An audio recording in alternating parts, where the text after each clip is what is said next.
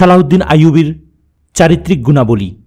আগের অধ্যায়গুলোতে সালাহউদ্দিনের জন্ম থেকে নিয়ে মৃত্যু পর্যন্ত ঘটনাবলী বর্ণিত হয়েছে, যার বেশিরভাগই তার রাজনৈতিক ও সামরিক জীবন সংক্রান্ত।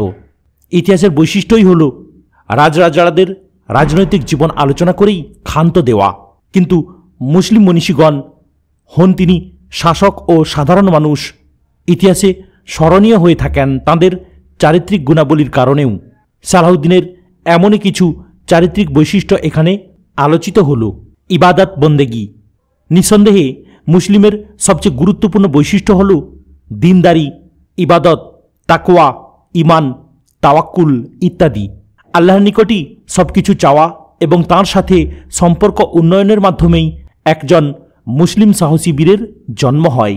সালাহউদ্দিন ছিলেন এমনই গুণে গুণান্বিত। তাঁর ঘনিষ্ঠ সহচর আল কাজী বাহাউদ্দিন ইবনু সাদ্দাদ তাঁর সিরাত সালাহউদ্দিন গ্রন্থে বলেন, তাঁর রাহিমাহুল্লাহ ইমান ছিল উত্তম এবং তিনি আল্লাহর অনেক জিকির করতেন। বড় বড় আলিম ও কাজীদের সাহচর্য থেকে তিনি এসব গুণাবলী অর্জন করেন। যেমন শেখ কুতুবুদ্দিন আন নাইসাবুরি তাঁর জন্য ইমান আকাইদ সংক্রান্ত অনেক বিষয় একত্র করে দেন। তিনি তাঁর সন্তানদেরকে শিশুকালেই পরম যত্ন নিয়ে এসব শিক্ষাদান করতেন ও মুখস্থ করাতেন। আমি তাকে তা শেখাতে দেখেছি এবং তার সন্তানদেরকে দেখেছি তার কাছে পড়া দিতে। তিনি সঠিক ওয়াক্তে জামাতের সাথে সালাত আদায় করতেন। তিনি সুন্নাতে মুআক্কাদা ও সুন্নাতে গায়রে মুআক্কাদা সালাতগুলোও নিয়মিত পড়তেন। কিয়ামুল লাইল করার জন্য শেষ রাতে ঘুম থেকে উঠতেন, আর উঠতে না পারলে ফজরের আগে পড়ে নিতেন। মৃত্যুপূর্ব অসুস্থতার সময়েও তাকে আমি দাঁড়িয়ে সালাত পড়তে দেখেছি। জীবনের শেষ 3 দিনে অবচেতন হওয়ার আগ পর্যন্ত তিনি সালাত ছাড়েননি। সফরের সময় সালাতের ওয়াক্ত হলে তিনি নেমে সালাত পড়ে নিতেন। মৃত্যুর সময় তাঁর জাকাতের নিসাব পরিমাণ সম্পদও অবশিষ্ট ছিল না। গরিব দুঃখীদের জন্য তিনি দুহাত খুলে দান করেছেন। তাঁর রেখে যাওয়া সম্পদের পরিমাণ 47 দিরহাম ও 1 জুরম অর্থাৎ খেজুরের বিচি সমান ওজনের মুদ্রা। তিনি ঘরবাড়ি, বাগান, গ্রাম, খামার বা অন্য আর কোনো ধরনের সম্পত্তি রেখে যাননি। রামাদানের কিছু সম তার অসুস্থতার কারণে ছুটে গিয়েছিল। মৃত্যুর বছরে জেরুজালেমে থাকা অবস্থায় তিনি সেগুলোর কাজা শুরু করেন। ডাক্তার তাঁকে এর কারণে তিরস্কার করেছিলেন। তিনি জবাব দিয়েছিলেন, আমি তো আমার তাকদির জানি না। মনে হয় তিনি মৃত্যুর আগমন টের পাচ্ছিলেন। তিনি হাজ করার জন্য নিয়ত রেখেছিলেন এবং খুব করে তা চাইছিলেন, বিশেষ করে যে বছর তিনি মারা যান সে বছর। কিন্তু সময় অনুকূলে ছিল না। তার হাতে যথেষ্ট অর্থ ও সময় ছিল না। সকলে একমত যে তিনি পরের বছর হাজ করার সংকল্প করেছিলেন, কিন্তু আল্লাহ সে বছরই তার তাকদিরে মৃত্যু রেখেছিলেন। তিনি নিজে কুরআন তিলাওয়াত করতেন এবং শ্রেষ্ঠ কারীদের বেছে নিয়ে তাদের তিলাওয়াত শুনতেন। তার অন্তর ছিল নরম এবং প্রায় তিনি তিলাওয়াত করে বা শুনে কেঁদে দিতেন। তিনি রাসূলুল্লাহ সাল্লাল্লাহু আলাইহি ওয়াসাল্লামের হাদিসও শুনতেন। একজন উচ্চশিক্ষিত শাইখের কথা শুনে তিনি তাকে নিমন্ত্রণ করিয়ে আনেন এবং তার কাছ থেকে দ্বীন শিক্ষা করেন। অন্যদেরকেও তিনি এই দার্সে আসার অনুমতি দেন। ধর্মীয় আচার অনুষ্ঠানগুলোকে তিনি অনেক সম্মান করতেন। তিনি দার্শনিক ও বাতিল ফিরকাগুলোকে ঘৃণা করতেন। রাজ্যে কোনো জিন্দিক মুহলিদের খবর পেলে তিনি তাকে হত্যার আদেশ দিতেন। তিনি আল্লাহর উপর তাওয়াক্কুলকারী বা তাওবাকারী ছিলেন। মুসলিমদের পরাজয়ের খবর পেলে তিনি সিজদায় পড়ে দোয়া করতে শুরু করতেন, হে আল্লাহ, আমার দুনিয়াবি আসবাব শেষ হয়ে গেছে, তাই আমি আপনার দিনকে বিজয়ী করতে ব্যর্থ হয়েছি।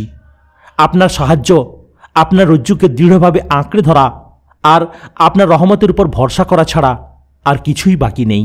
আপনি আমার জন্য যথেষ্ট, আর আপনি হলেন শ্রেষ্ঠ কর্মবিধায়ক। আল কাজা বাহাউদ্দিন আরও বলেন, আমি তার অসুর গড়িয়ে তাঁর দাড়িতে তারপর মাদুরে পড়তে দেখেছি। এমনকি তার কথাও আর বোঝা যাচ্ছিল না। একই দিনেই তাকে বলা হয়েছিল যে মুসলিম সৈনিকেরা জয়লাভ করেছে।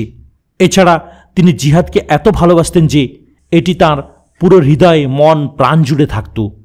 তিনি জুমার দিনে যুদ্ধ করতেন, যাতে হাদিসে বর্ণিত দোয়া কবুলের সেই স্বল্পস্থায়ী বিশেষ মুহূর্তে করা দোয়ার সুযোগ নিয়ে তিনি জয়লাভ করতে পারেন। ন্যায় বিচার ও দয়া। আল কাজী বাহাউদ্দিন বলেন, তিনি রাহিমাহুল্লাহ ছিলেন ন্যায়পরায়ণ, দয়ালু ও গরিবের বন্ধু। কাজী, বিচারক ও আলিমদের সমন্বয়ে গঠিত একটি কাউন্সিলে প্রতি সোম ও বৃহস্পতিবার তিনি সমাজের সব রকম মানুষের অভাব অভিযোগ শুনতেন। যুবক বৃদ্ধ, ধনী গরিব সবার, ঘরে থাকুন বা সফরে, এই কাজ থেকে তার মুক্তি ছিল না। তিনি বাদীর অভিযোগ শুনে যত্ন নিয়ে তা সমাধা করতেন। তিনি আদালতে নিঃসংকোচে নিরহংকারে তাঁর প্রতিপক্ষের সাথে পাশাপাশি দাঁড়াতেন, যাতে ন্যায় বিচার নিশ্চিত হয়। উমর আল খাল্লাতি নামে এক ব্যবসায়ী ব্যক্তি তাঁর বিরুদ্ধে তার দাস শঙ্কুর ও তার সম্পদ অন্যায়ভাবে ছিনিয়ে নেওয়ার অভিযোগ আনে। বিচারক ইবনু সাদ্দাদের সামনে সে তার সাক্ষী নিয়ে আসে। সালাহউদ্দিন শান্ত থাকেন। তিনিও তার সাক্ষী নিয়ে আসেন। উভয় পক্ষের সাক্ষ্য প্রমাণ উপস্থাপন করা হয়। শেষে দেখা গেল যে ব্যবসায়ী সালাহউদ্দিনের বিরুদ্ধে মিথ্যা অভিযোগ করেছিল। কিন্তু মামলা জেতার পর সালাহউদ্দিন সেই ব্যবসায়ীকে কিছু মাল সম্পদ উপহার স্বরূপ দিয়ে তাঁর দয়াশীলতার দৃষ্টান্ত স্থাপন করেন।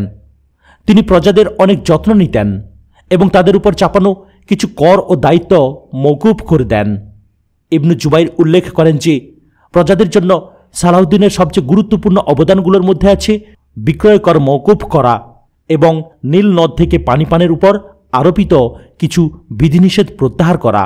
মক্কা মদিনার পুনর্নির্মাণ ও সেখানকার লোকেদের সাহায্য করার জন্য হিজাজগামী হজযাত্রীদের প্রত্যেকের উপর 7.5 দিরহাম কর আরোপ করা ছিল।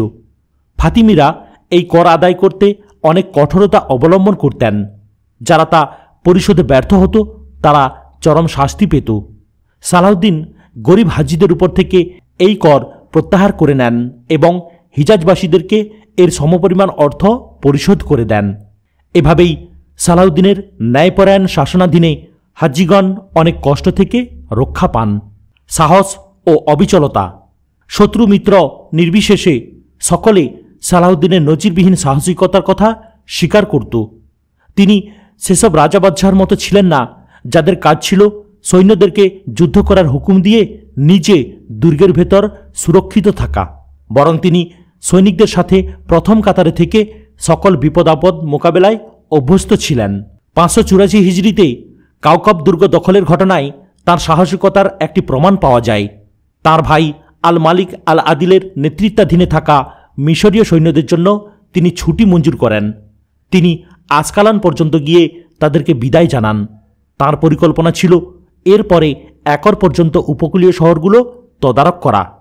তার সহচররা এই পরিকল্পনার সাথে দ্বিমত করেন, কারণ মিশরীয় সৈন্যরা চলে যাওয়ার পর তার দেহরক্ষীর সংখ্যা স্বভাবতই কমে যায়। টায়ারে বসবাসরত বিপুল সংখ্যক ক্রুসেডাররা আক্রমণ করে বসলে সামলানো কঠিন হয়ে যাবে। ইবনু সাদ্দাদ ও অন্যান্যরা তাই তাকে সেদিকে না যাওয়ার পরামর্শ দেন। কিন্তু তিনি শত্রুদের অগ্রাহ্য করে মিশরীয় সৈন্যদের ছাড়াই একরের দিকে যাত্রা করেন। তখন ছিল শীতকাল আর সাগর ছিল উত্তাল। সাগরের দিকে কিছুক্ষণ চেয়ে থেকে ইবনু সাদ্দাদকে সালাহউদ্দিন বলেন, আল্লাহ যদি আমাকে উপকূলের বাকি অংশগুলো জয় করার তৌফিক দেন, তাহলে আমি শহরগুলো আমার ছেলেদের মাঝে ভাগবাটোয়ারা করে দেব। তারপর আমার উইল লিখে আপনার হাতে দিয়ে জাহাজে করে ক্রুসেডারদের দ্বীপগুলোতে চলে যাব, যাতে কুফফারদের সব দলগুলো পরাস্ত করতে পারি অথবা আল্লাহর রাস্তায় শহীদ হয়ে যেতে পারি। বিপদ আপদের মোকাবেলায় তিনি ছিলেন শান্ত, সুস্থির ও অবিচল প্রত্যয়ী। আল কাজী ইবনু সাদ্দাদ বর্ণনা করেন, ক্রুসেডারদের একর অবরোধের সময় এক রাতেই ক্রুসেডারদের 70টি জাহাজ একরে পৌঁছায়। তিনি আসরের পর থেকে নিয়ে সূর্যাস্ত পর্যন্ত সেগুলো গুনলেন, কিন্তু তাকে ভীত দেখায়নি, বরং তিনি আরও সাহস অনুভব করেন। আমি কখনো শত্রু সংখ্যা বা শক্তির কারণে তাদেরকে ভয় পেতে দেখিনি। একরে ক্রুসেডারদের সাথে একটি যুদ্ধে মুসলিমরা পরাজিত হয় এবং তাদের মানের অবনতি দেখা যায়। কিন্তু সালাহউদ্দিন অবিচল থেকে সৈনিকদের একটি ছোট্ট দলসহ পাহাড়ে আশ্রয় নিয়ে তাদেরকে আবার যুদ্ধের জন্য উৎসাহিত করতে থাকেন। এভাবে শেষ পর্যন্ত তিনি বিজয় অর্জন করে ছাড়েন। আরেক ঝড় বাদলের দিনে একরে অবস্থানকালে তার উপর তাঁবু ভেঙে পড়ে। এতে তিনি মারাও যেতে পারতেন। এই ঘটনায় তার জিহাদের ক্ষুধা বরং বেড়ে যায়। এ থেকেই তার জীবনী শক্তি, আল্লাহর উপর আস্থা ও সাহসিকতার প্রমাণ মেলে। আল কাজী বাহাউদ্দিন তার জিহাদ ফি সাবিলিল্লাহর আগ্রহের বর্ণনায় বলেন, তিনি জিহাদকে এতই ভালোবাসতেন যে এটি তার মন, মুখ ও হাত জুড়ে থাকত। সৈন্য, গোলাবারুদ আর জিহাদ প্রেমীদের নিয়েই ছিল তাঁর দিনকাল। আল্লাহর রাস্তায় জিহাদ করার জন্য তিনি তার পরিবার ও স্বদেশ থেকে দীর্ঘদিন দূরে থাকেন। ঝড়ঝঞ্ঝায় পতনশীল তাঁবুর নিচে বাস করেই তিনি ছিলেন সন্তুষ্ট। অসুস্থতা সত্ত্বেও তিনি বেশ কয়েকবার সৈনিকদের নেতৃত্ব দিয়ে শত্রুর মুখোমুখি হন। ইবনু সাদ্দাদের এহেন বিস্ময়ভাব দেখে সালাহউদ্দিন তাকে বলেছিলেন, লড়াই শুরু করলেই আমার অসুস্থতা কেটে যায়। ইবনু সাদ্দাদের বর্ণিত আরেকটি ঘটনা থেকে সালাহউদ্দিনের ধৈর্য ও অল্পে তুষ্টির কথা জানা যায়। সালাহউদ্দিনের এক ছেলের নাম ছিল ইসমাইল। তাকে ইসমাইলের মৃত্যুর সংবাদ দিলে তিনি ভেঙে না পড়ে ধৈর্য ধরেন এবং আল্লাহর নিকট এই কুরবানির প্রতিদানের আশা রাখেন। শুধু তার চোখ দুটি অশ্রুতে ভিজে যায়। ইবনু সাদ্দাদ বলেন, হে আল্লাহ, আপনি তাকে ধৈর্য ও কুরবানির পথ দেখিয়েছেন, তাকে এর প্রতিদানও দিন ইয়া রহমান। সমঝোতা ও ক্ষমাপরায়ণতা। সালাহউদ্দিনের উল্লেখযোগ্য গুণ হল তার ক্ষমাশীলতা ও ঝামেলা মিটমাট করে ফেলার ক্ষমতা। তিনি অসদাচরণে জবাব দিতেন সদাচরণের মাধ্যমে, আর কর্কশ স্বভাবের জবাব দিতেন ধৈর্যের মাধ্যমে। ইবনু সাদ্দাদ বর্ণনা করেন যে আদালতে মানুষ এত ভিড় করত যে সালাহউদ্দিনের কাপড়ে ঝুলে মানুষ পাড়া দিয়ে দিত, অথবা তিনি যে মাদুরে দাঁড়াতেন সেখানে উঠে আসত। কিন্তু তিনি এতে কিছু মনে করতেন না। অনেক মামলার বাদী তার সাথে রূঢ়ভাবে কথা বলত, কিন্তু তিনি তাদের কথা মেনে নিতেন। এক বৃষ্টির দিনে ইবনু সাদ্দাদ খচ্চরের পিঠে চড়ে সালাহউদ্দিনের পাশ দিয়ে গেলেন। ঠিক এই সময় খচ্চরটি গা ঝাড়া দিল, ফলে কাদার ছিটা গিয়ে সালাহউদ্দিনের কাপড়ে লাগল। কিন্তু সালাহউদ্দিন ইবনু সাদ্দাদকে বিব্রত হতে না দিয়ে হাসি দিয়ে তাকে আশ্বস্ত করলেন। সালাহউদ্দিনের ক্ষমাপরায়ণতার আরেকটি ঘটনার চাক্ষুষ সাক্ষী হন ইবনু সাদ্দাদ। ইয়াফা নিয়ে যখন সালাহউদ্দিন আর রিচার্ড দ্য লায়ন হার্টের মধ্যে ঝামেলা চলছিল, তখন কিছু সৈনিক সালাহউদ্দিনের নির্দেশ অমান্য করে তার সাথে খারাপ আচরণ করে। তিনি রাগ করে চলে গেলেন।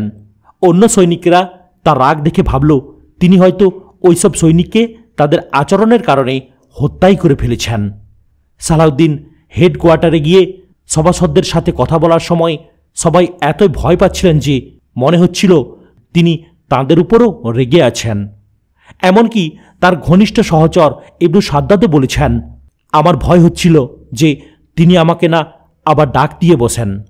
কিন্তু তিনি সালাহউদ্দিনের কক্ষে যাওয়ার পর তাকে শান্ত অবস্থায় দেখতে পান। তিনি ইবনু সাদ্দাদকে বলেন সভাসদদের ডাকিয়ে আনতে। দামেস্ক থেকে কিছু ফল এসেছে, তা সবাই মিলে খাওয়ার জন্য ডাকতে বললেন সবাইকে।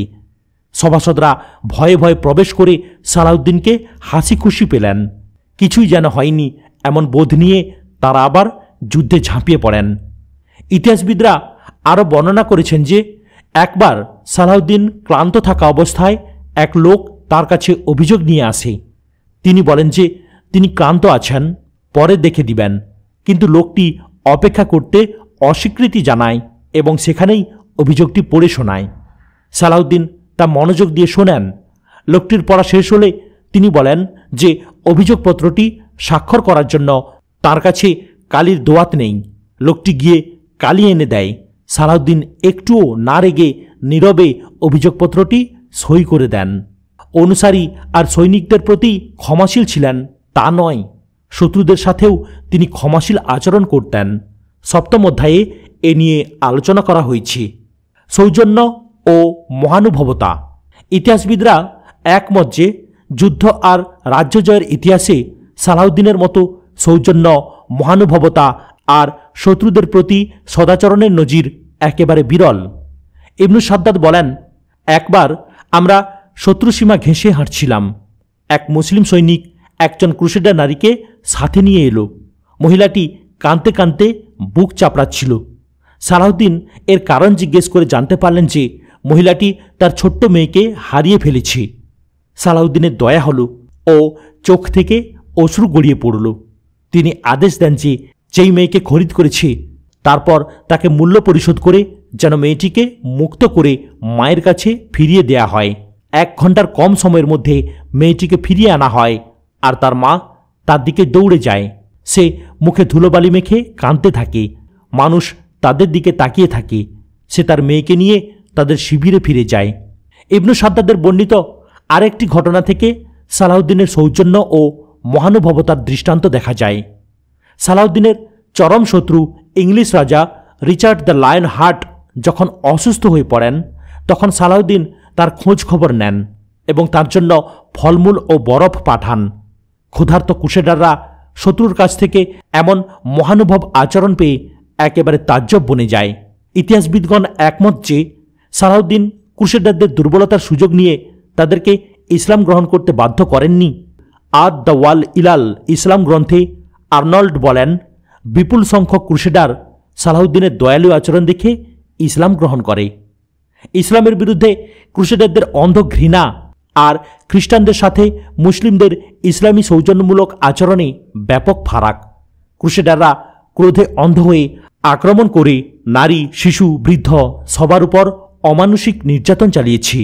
তাদের নৃশংসতার বলি হয় মসজিদুল আকসায় আশ্রয় নেওয়া 70,000 মুসলিম নারী, শিশু আর বিকলাঙ্গ। পক্ষান্তরে সালাউদ্দিন জেরুজালেম জয় করার পর ক্রুসেডারদের নিরাপত্তা নিশ্চিত করেন, তাদের উপর জুলুম হওয়ার আশঙ্কা রোধ করেন, তাদের থেকে মুক্তিপণ কবুল করেন। শুধু তাই না, মুসলিম সৈনিকদের তত্ত্বাবধানে তাদেরকে টায়ারেও পৌঁছে দিয়ে আসা হয়। সালাউদ্দিনের সমালোচনা। আধুনিক ইতিহাসবিদগণ সালাউদ্দিনের বিভিন্ন নীতিমালা, বিশেষ করে ইসলামের শত্রুদের প্রতি অতিরিক্ত সৌজন্যমূলক আচরণের সমালোচনা করেছেন। এর মধ্যে প্রধান কয়েকটি হল: 1. সালাউদ্দিনের উচিত ছিল ক্রুসেডারদের আচরণের সমুচিত জবাব দেওয়া। তারা যেভাবে মুসলিম বন্দীদের হত্যা করেছে তাদের বন্দীকেও সেভাবে হত্যা করা। অন্যায়ের প্রতিবিধান হল অনুরূপ অন্যায়। কাজেই যে কেউ তোমাদের সাথে কঠোর আচরণ করে তোমরাও তার প্রতি কঠোর আচরণ করো, যেমন কঠোরতা সে তোমাদের প্রতি করেছে। 2. তিনি ক্রুসেডার বন্দীদেরকে টায়ারে স্থায়ী হতে দিয়েছেন। এর ফলেই তারা ইউরোপ থেকে রসদ সাহায্য আনিয়ে তৃতীয় ক্রুসেড শুরু করতে সমর্থ হয় এবং একর দখল করে বসে। 3. হাত্তিন যুদ্ধের পর যেসব বিপর্যয় ঘটে সেগুলো পূর্ব পশ্চিমে মুসলিমদের জয়যাত্রাকে বাধাগ্রস্ত করে। তবে অন্যান্য ইতিহাসবিদগণ সালাউদ্দিনের কাজগুলোকে সমর্থন করে বলেছেন যে এরকম দয়ালু আচরণ ইসলামের শিক্ষা অনুসরণ করেই করা হয়েছিল। বন্দীদেরকে হত্যা ও বন্দী করেও রাখা যায়, আবার মুক্তিপণ নিয়ে ছেড়েও দেয়া যায়।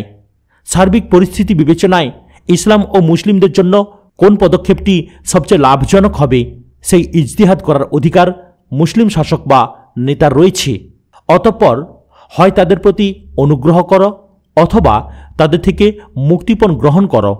তোমরা যুদ্ধ চালিয়ে যাবে যে পর্যন্ত না শত্রুপক্ষ অস্ত্র সমর্পণ করে। এছাড়া সালাউদ্দিন তো যাজক সেবক মিলিয়ে প্রায় 200 মতো বন্দীকে হত্যা করেছেনই। এরা বিভিন্ন ষড়যন্ত্র, প্রোপাগান্ডা আর চুক্তিভঙ্গ করার মাধ্যমে মুসলিমদের মধ্যে ঝামেলা বাঁধানোর চেষ্টা করছিল। আর এরাই ছিল সব নষ্টের গোড়া। এদের বিশাল অনুসারী গোষ্ঠী ছিল এবং তারা চরমভাবে মুসলিম বিরোধী ছিল। এছাড়া আগেও বলা হয়েছে যে রাসূল সাল্লাল্লাহু আলাইহি সাল্লামকে গালিগালাজকারী ইরাকের শাসক রেজিনাল্ড অব শ্যাতিয়নকে হত্যা করে সালাউদ্দিন তার কসম পূর্ণ করেছেন। এই আলোচনা থেকে বোঝা যায় যে যেখানে কঠোরতা দরকার হতো সেখানে সালাউদ্দিন কঠোরতা দেখাতেন, আর যেখানে মহানুভবতার দরকার হতো সেখানে তিনি মহানুভবতা দেখাতেন। এক কবি লিখেছেন, যেথায় কোমল হতে হয় সেথা যাবে না কঠোর হওয়া, আবার কঠোর হতেই হলে যাবে না কোমলতা ছোঁয়া। আর টায়ারে থাকতে দেওয়ার ব্যাপারে বলা যায় যে এখানে তো চুক্তি করেই থাকতে দেয়া হয়েছে। সালাউদ্দিনের দয়ালু আচরণ দেখে তারা এই চুক্তিকে সম্মান করবে, মুসলিমদের সাথে শান্তিপূর্ণভাবে বাস করবে এমন আশা করাটা তো অন্যায় নয়, কিন্তু তারা সেই ইহসানের কথা ভুলে যায়। এক আরব কবি বলেন, মানুষ যা চায় ঠিক তাই কি সবসময় হয়? জাহাজের ঠিক উল্টো দিকেও প্রবল বায়ু বয়। তবে সালাউদ্দিন যদি তাদের থাকার জায়গাগুলোকে ভেঙে ভেঙে মুসলিম অধ্যুষিত অঞ্চলগুলোর মধ্যে ছড়িয়ে ছিটিয়ে দিতেন, তাহলে হয়তো তারা ঐক্যবদ্ধ হয়ে এভাবে আক্রমণ চালানোর কথা ভাবতে পারত না। কিন্তু তার হাতে তো আর গায়েবের চাবিকাঠি নেই যে আগে থেকেই তৃতীয় ক্রুসেডের কথা জেনে যাবেন। অতীত গিয়েছে অতীত হয়ে, ভবিষ্যৎ তো গায়েব। বর্তমানের জীবন নিয়েই বেশি করে ভাবুন সাহেব। শেষ কথা হলো, তিনি নবীগণের মতো মাসুম ছিলেন না। ইমাম মালিক রাহিমাহুল্লাহ বলেন, যিনি কবরে শায়িত অর্থাৎ মুহাম্মদ সাল্লাল্লাহু আলাইহি ওয়াসাল্লাম, তিনি ছাড়া উম্মতের যে কেউই ভুল করতে পারে। মুজতাহিদ ভুল সিদ্ধান্তের কারণে 1 নেকি পায়, আর সঠিক হলে 2 নেকি। সালাউদ্দিন যে দলেই পড়ুন, ইনশাআল্লাহ তিনি পুরস্কৃত হবেন। কাব্য ও সাহিত্যের প্রতি ভালোবাসা। সালাউদ্দিন আসলে একজন সুসংহত মানুষ ছিলেন। তার মন সবসময় জিহাদের কথা ভাবতে বটে, কিন্তু তাই বলে তিনি হালাল বিনোদন উপভোগ করতে ভুলেননি। ইবনু সাদ্দাদ বলেন যে সালাউদ্দিন ছিলেন মিশুক, নৈতিক জ্ঞানসম্পন্ন, সেই সাথে রসদবোধ সম্পন্ন। তিনি আরবদের বংশলতিকা, যুদ্ধের তালিকা, তাদের জীবনী, তাদের ঘোড়াগুলোর কুলুজি এবং গল্প উপকথা মুখস্থ জানতেন। তার বুদ্ধিদীপ্ত ব্যক্তিত্বের একটি প্রমাণ ছিল তার মুখস্থ থাকা কবিতাগুলো, আর এগুলো তিনি প্রায়ই কথায় কথায় আওড়াতেন। ইবনু খালিকান তার ইতিহাস গ্রন্থে উল্লেখ করেন যে সালাউদ্দিন ভালো মানের কবিতা আর বাজে কবিতার মাঝে পার্থক্য জানতেন। অনেক কবি তার কাছে এসে স্বরচিত কবিতা শোনাত। তিনি প্রায়ই এক কবির কবিতা আবৃত্তি করতেন। বিপদের মাঝেও প্রিয়তমাকে স্বপ্নে দেখি, সোৎসাহে সব জাগিয়ে দিয়ে জানিয়ে দিচ্ছি প্রায়, রাত কেটে গিয়ে ভোর হয়ে গেল, এ কি স্বপ্ন ভেঙে আমার আনন্দ দুঃখ হয়ে গেল হায়। ওয়াফিয়াতুল আয়ানের লেখক বলেন যে ইবনুল মুনাজিমের এই কথায় সালাউদ্দিন সন্তুষ্ট ছিলেন। পাকা চুল দেখতে খারাপ লাগে, তাই কলপ মাখে লোকে। চুল বড় হয়ে পাকা মূল বেরোলে আরও বিশ্রী লাগে চোখে। যৌবনের মৃত্যুতে চুল যেন সব কালো হয়েছিল শোকে। রাউদাতাইনের লেখক উল্লেখ করেছেন যে সালাউদ্দিন ছিলেন উসামা ইবনু মুনকিজের কবিতার ভক্ত। হৃদয়কাড়া অনেক কবিতা তার মুখস্থ ছিল। ইতিহাসবিদগণ বর্ণনা করেন যে তার ভাই তুরান শাহর মৃত্যুর পর তিনি শোক কবিতা আবৃত্তি করে তার দুঃখ প্রকাশ করেন। আল ইমাদ আরও বলেন, তিনি বন্ধুদের কাছে চিঠি লিখে কোনো সুসংবাদ দেওয়ার সময় চরণ আকারে লিখতেন, একদা তোকে স্বচোখে দেখেও মেটেনি মনের স্বাদ, আজ শুধু তোর খবর শুনেই খুশি মানে না বাদ। আল ইমাদ আল কাতিব আরও বলেন যে সালাউদ্দিন সাহিত্য ও সাহিত্যিকদের ভক্ত ছিলেন। কবিদের সাথে দেখা করে তাদের নতুন নতুন কবিতা শুনতে তিনি অভ্যস্ত ছিলেন। উদাহরণস্বরূপ জেরুজালেম বিজয়ের পর তিনি এমন একটি সভা করে কবিতা আবৃত্তি শোনেন। 7ম অধ্যায়ে এমন কিছু কবিতা উল্লেখিত হয়েছে। সালাউদ্দিন ছিলেন দক্ষ কাব্য সমালোচক। সেখানকার বিখ্যাত খুবানি ফলের মৌসুমে আল ইমাদকে দামেস্কে দাওয়াত দিয়ে আহমদ ইবনু নাফাদাহ একটি কবিতা লিখেছিলেন। তা শুরুতে ছিল, সুস্বাদু সব খুবানি ফলের দাওয়াত যখন আসে, দামেস্ক ছাড়া আর কোথাকার ছবি না মনে ভাসে। আল ইমাদ সেটি সুলতান সালাউদ্দিনকে দেখালে সালাউদ্দিন জানতে চান এর জবাবে তিনি কি লিখেছেন। আল ইমাদ বলেন, দস্তরখানে বসি চলো গিয়ে, খুবানি ফল নিয়ে খাই, রূপায় জড়ানো সোনা যেন তা চোখ ফেরাতে না পাই। সুলতান তা শুনে বললেন, পাতার সাথে রূপার তুলনাটা মিলল না, পাতা হলো সবুজ আর রূপা তো সাদাটে। আল ইমাদ এরপর সংশোধন করে লিখলেন, পাতার ভেতর খুবানি যেন পান্না মোড়ানো সোনা, কবির উপমা ভুল হলো বলে সুলতানের সমালোচনা। আত্মসংযম ও দানশীলতা। তিনি দুনিয়াবি সুখ সম্ভোগ থেকে দূরে থাকতে পছন্দ করতেন। তার অনুসারীরা তার জন্য দামেস্কে এক আলিশান বাড়ি বানায়। তিনি এর পরোয়াই না করে বললেন, এই ঘরে আমরা চিরকাল থাকব না। শাহাদাত পিয়াসীদের জন্য এ ঘর শোভনীয় নয়। এখানে আমরা আল্লাহ তাআলার বন্দেগী করতে এসেছি। ক্ষমতা কর্তৃত্ব নিয়ে তিনি অহংকার করতেন না। তার একটি উক্তি এমন, আমার চোখে অর্থ সম্পদ আর ধুলাবালি একই জিনিস। তিনি রাহিমাহুল্লাহ কোনো টাকা, জমি বা প্রাসাদ রেখে মারা যাননি। ইবনু সাদ্দাদ উল্লেখ করেছেন, মৃত্যুর সময় তার জাকাতের নিসাব পরিমাণ সম্পদও অবশিষ্ট ছিল না। গরিব দুঃখীদের জন্য তিনি দুহাত খুলে দান করেছেন। তার রেখে যাওয়া সম্পদের পরিমাণ 47 দিরহাম ও 1 জুর্ম অর্থাৎ খেজুরের বিচি সমান ওজনের মুদ্রা। তিনি ঘরবাড়ি, বাগান, গ্রাম, খামার বা অন্য আর কোনো ধরনের সম্পত্তি রেখে যাননি। এমন শাসকের সংখ্যা ইতিহাসে শূন্যের কোঠায়। সুলতান আখিরাতে চিরস্থায়ী সুখের বিনিময়ে দুনিয়ার ক্ষণস্থায়ী সুখকে বিকিয়ে দিয়েছেন।